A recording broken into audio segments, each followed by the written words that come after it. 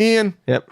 There's been some minor movement in the Intellivision Amico in terms of just news coming out behind the scenes that confirms stuff that we've known, and also stuff that my source has told me over the past year about the behind the scenes stuff going on at Intellivision Entertainment. It's a light entree of behind the scenes. Yeah, news. yeah. It's not a full course. We're not going to talk about it for an hour. This was posted on the Intellivision Amico Reddit by Gatorooz, who has always been an all-star. And basically, it's information that came from someone's stream. Hey, Pat and Ian, fuck you. Oh! Yes. How do you feel about that now? Anyways, you fucking moron. And then it was a live stream that was then taken off, and then someone re-uploaded the unlisted. It looks like they it's been re-uploaded. Gotcha. It's been saved. Oh, now the video's private. Okay, the video's private. Someone probably captured it. So, as Gatorooz says here, take all of it with a grain of salt. Probably not a bad idea to trust anything coming out of this other person's mouth, 100%. Oh, sure. Fucking idiots. Intellivision claimed that an angel investor was interested in February, and they'd know in a week if it was going ahead. Then another week, and so on. This person seemed pretty sure they pulled out. I'm going to go ahead and say this. I don't think they ever had an angel investor. So if you remember the timeline in February, that was when the Start Engine stuff was going on. Yeah. And then you had Phil Adam say, we got to enter a quiet period. Yeah. We got to enter a quiet period. We might be talking to people. And so obviously it was unraveling at that point. Yes. It was just unraveling. Clearly unraveling. With how, Tommy and Phil and all of Intellivision and what's the gopher guy's name? The gopher guy. Nick Richards. I can tell you right now, I don't think there was ever an angel investor. I think they just lied again to keep it going for a little bit longer. I don't think how could anyone with a fucking brain be interested in it? I don't think there's anything there to buy. Yeah, don't think it exists. They have zero money. Zero money. That's the next point. Oh, real quick. Remember, Start Engine, the investment, they closed it. It looks like around March 1st is when they close it. They can close the investment on that. And the quiet period shit was happening around I cannot credit this person, but someone did reach out to Start Engine, and they said that it was Start Engine that took them down. It was not Intellivision that took them down. Oh, because there was I guess something didn't pass they failed. They failed the smell test basically. Which is like, you probably should have done that before you let the shit on your site, but they probably realized maybe through some of the comments and they looked into it more. Like this seems even for us really bad investment. Yeah. Borderline probably scam. Sure. At this point, especially because remember that good old SEC document would not have been existed. We know about it wasn't for them needing it for that Start Engine campaign. What an idiotic move that was. Well, for them. it would have came out, but that was just all barefaced. We have nothing going on here. We were so behind development by a year or two. Every credit was just about right or gave it too much credit, and we have awful loans. And we have board members getting paid insane interest rates and salaries. It was so funny when they tried to be like, well, it looks bad because, you have to. No, I've read SEC filings that look bad because they have to account for everything. Sure. But in reality, they're not. It's like when you do a Kickstarter and you have to put, well, what are the challenges going to be? What are the risks? Yeah, sure. You have to put it. Sure. No one looking at that SEC would have looked at that and been like, oh, this is normal. No, absolutely not. So they have, in quotes, zero money.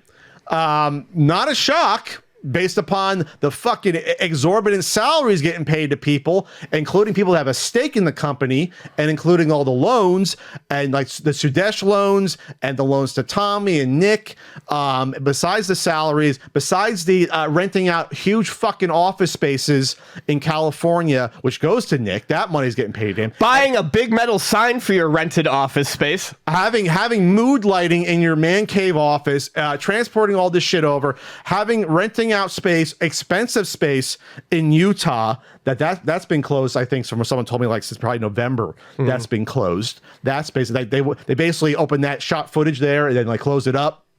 They did the walkthrough. They flew out Nick Richards looking grumpy in his chair, probably honestly just to shoot that fucking video showing, hey, we're at work in this office. They had to rent that space. They They might have leased the fucking monitors and everything that's in that office, or they got, or at least buy or lease that shit. So like they have no money. I'm not shocked by that. I'm not shocked that unfortunately a lot of people haven't gotten their deposits back on this console. They haven't gotten their deposit back. They're not speaking up about it because they don't want to rock the boat. A lot of these people are like the old school Intellivision fans that have hated to see the name of Intellivision dragged through the mud, but not shocked about that. Not shocked. And one thing I want to say about these points too, is that we said earlier with taking from a grain of salt. This is all information that is coming from someone who is untrustworthy and is a rube. This person must have gotten their information from someone else in the company. Okay. Maybe Tommy themselves. So we don't know how much of this is actually true. But it sounds like a lot of this tracks. Yeah, a lot of it tracks. It tracks? Yeah. It tracks? The board refuses to invest any more of their own money. Tommy's, of course. No shit. Because they're going to lose it. Right. Sudash is already asking for $100 off the top of every Amico. No one is putting in any more money. But he's already gotten paid his fee for doing the loan. That was in the SEC. They already prepaid him the fee, so he's not totally lost there. Tommy said, this is one of my favorite things ever. There's a 10% chance the Amico will come out. That means it's zero. It's dead. It's dead in the water. I said whenever Tommy made a prediction, you have to cut off like 70% off in the past. Yeah. Like when he said there's a 50-50 chance, I said that means there's like a 10% chance. If he says there's a 10% chance, that means there's no way in hell. No way in hell this is ever coming out. No way. No way. At least in a commercial, they ship out some whatever handmade units they have lying around. He said they outright lied to him and others about pre-order deposits being in escrow. Yeah, none of them believed me when I said the SEC docs showed they were not. That's Gator who's saying that. Yeah, right. That's what I mean about you have these gullible marks, and that's what you are. You're a fucking mark. You did Tommy's dirty work. You believed everything he said when he was an obvious fucking bald-faced liar, and now you look like a goddamn fool on top of that. Hey, Onion, fuck you. And this isn't even the victory lap. Nope. Why would you believe someone? Why wouldn't you say, well, you lied about every other fucking thing on the planet. You lied about release dates. You lied about how long you were in development. You lied about positions, job positions unfilled on the console being for accessories in the future that you were working on. So you believed them all there, and then you said, oh, I'll believe them on escrow on top. Like I'm never going to question anything. All for attention from Tommy fucking Tallarico. What a mark. The definition of a mark. What's next? They horribly mismanaged things, but wouldn't go into detail. Obviously, things were mismanaged from the get-go. I mean, the one coming up, Tommy was forcibly ousted, and there was some kind of rift in the company, but he wouldn't go into it. That's what we reported here from my source, that there was something going on from at least fall of last year. There was two camps. No offense to your source, but I don't think you needed a source to make that guess. It looks, I mean, that's obviously what it looked like. But I mean, this was happening from last fall, way before months before he got pushed out. There was two camps. There was the Tommy's our cult leader camp. We got to follow. Tommy has the vision. We'll follow it. And the more reasonable business people are like, Tommy's leading us down a bad path. Yeah. We got to get him out. Unfortunately, that was a year and a half too late. That should have happened probably in early 2020. Everything was too late with the Amico. Yes. But yes, especially that. So those stories will come out. And I can't wait for those. Like, you're going to have people when their NDAs are gone, or maybe they can even be probably enforced potentially if there's like some sort of buyout. It depends on who it's attached to. If it's attached to Tommy, then they can be enforced. To an individual? I believe, yes. I think. Sure. But they don't last forever. Most NDAs don't. They're unenforceable to last forever. Oh, yeah. But it could be 2 years, 3 years. The point is that this will come out. Like, there's too many people that work for this company there. Oh, by the way, staff is mostly gone. Speaking of that. Staff is mostly gone. Yeah, we haven't even reported on that, but the subreddit the Reddit has been pretty good about pointing out someone on there is paying attention to the LinkedIn profiles of the people who work there, and it's like every other day a new person is gone. Chief Marketing Officer is gone. I don't know what the hell you were doing before Chief Marketing Officer. Your chief duty should have been muzzling, playing with his balls. Your chief responsibility should have been muzzling the president / CEO. That should have been. We'll do marketing by not letting him talk. and do literally probably, God, someone's probably gonna have a count of how many interviews he did with these starry-eyed YouTubers. It was probably over 100. I mean, easily over 100. Tommy says Easily over 100 interviews with these Rubes and Marks and people that, probably if they had more going on in their real life, wouldn't let Tommy use them and abuse them. At some point you gotta have self-respect and stand up for yourself and realize you're being used like we said all along you were being used. Holy shit. It's for your own good. Listen to some criticism sometime. My God. What's next here on this list? Anyway. What? Anyway. What's got such an underused thing there? And then also from Gatoroos, let's be clear, Nick and Tommy paid themselves back $364K instead of keeping the pre-order deposit money safe. So basically they lied about it being in escrow, and that money that could have been in escrow for the pre-orders, they used to pay back $364,000 instead of keeping that pre-order deposit money safe to give it back to people. And that doesn't count their salaries they've taken. I mean, I've been very, very careful about using this word the whole time, but whether it started off as one now, this is absolutely where it pivots into a flat-out scam. It's a scam now. Yeah.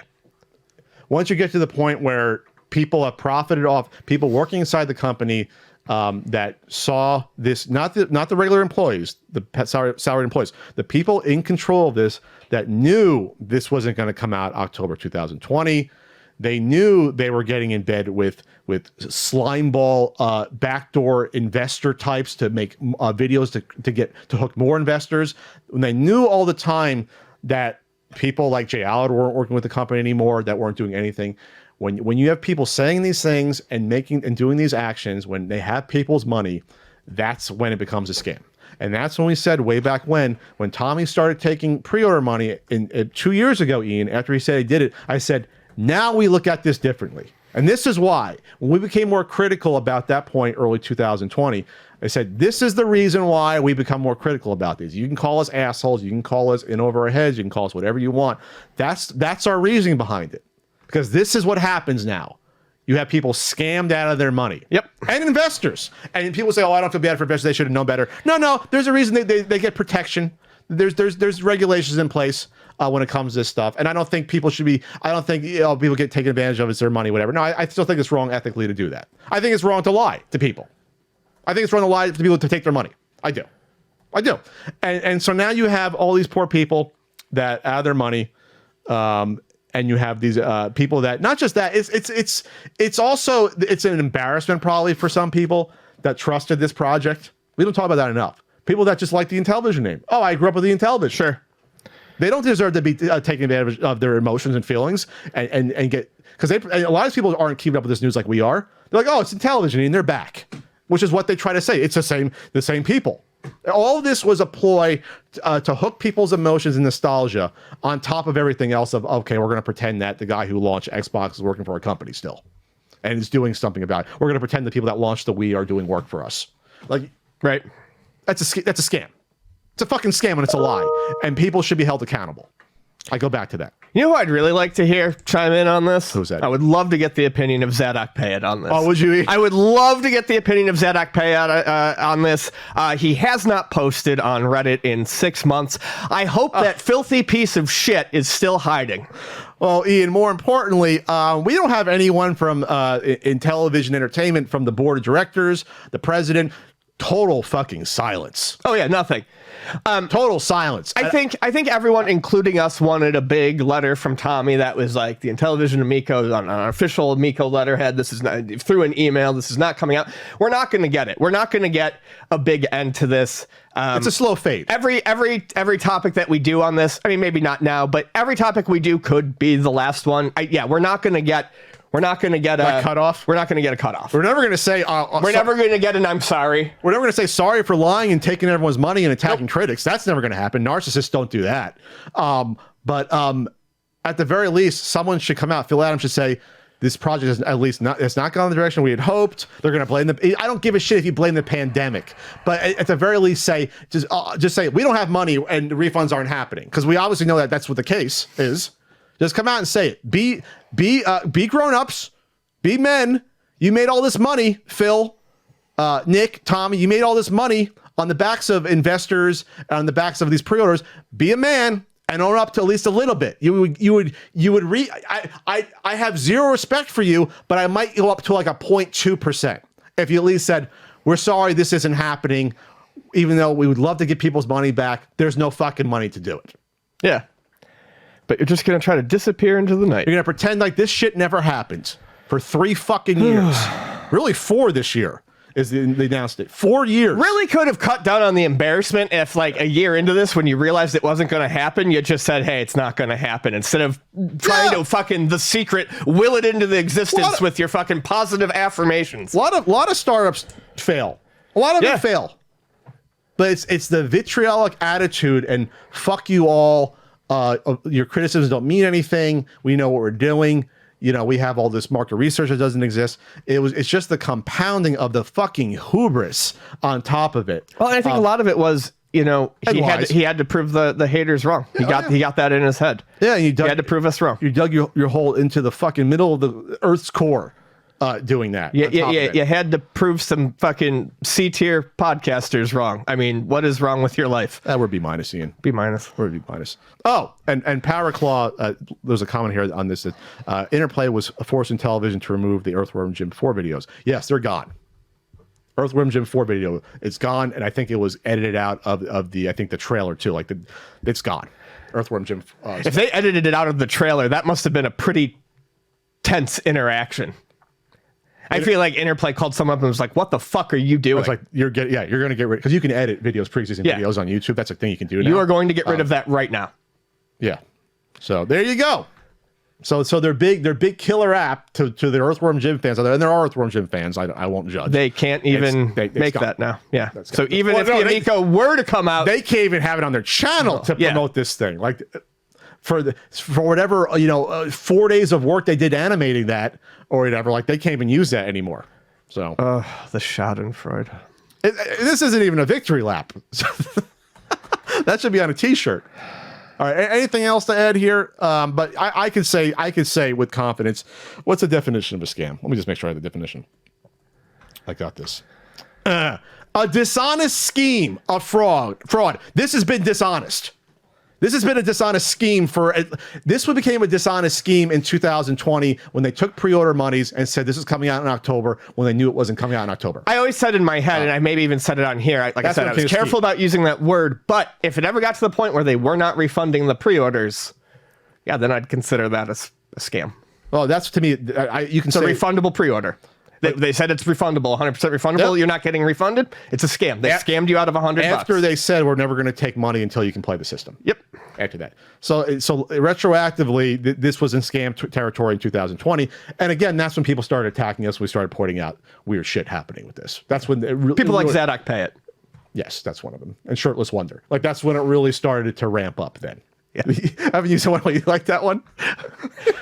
It's an oldie but a goodie. No, I really have fun letting Zadok pay it know that wherever he fucking is. You want to meet him outside behind the bleachers at 3 o'clock, Ian? That's what this is. No, I don't want to fight anyone. But I just want him to never forget that he fucking sucks shit. Okay. Not a victory lap.